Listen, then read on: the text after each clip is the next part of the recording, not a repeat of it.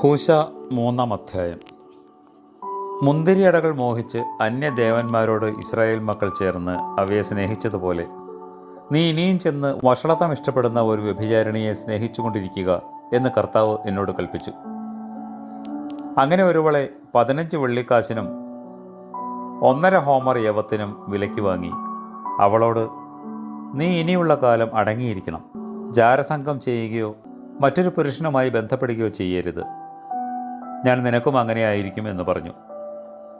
ഇപ്രകാരം ഇസ്രായേൽ മക്കൾ വളരെ കാലം രാജാവില്ലാതെയും അധികാരിയില്ലാതെയും യാഗവും ബലിപീഠവും എഫോദുമില്ലാതെയും കുടുംബദേവന്മാരില്ലാതെയും ഇരിക്കും.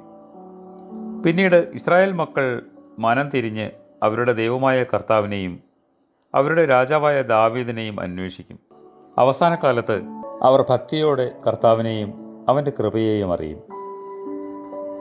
സ്വർഗീയ കൃഷിക്കാരനായ കർത്താവേ, ദുഷ്ടൻ ഞങ്ങളിൽ കളകൾ വിതയ്ക്കാതെ നിന്റെ കാവലുണ്ടായിരിക്കണമേ.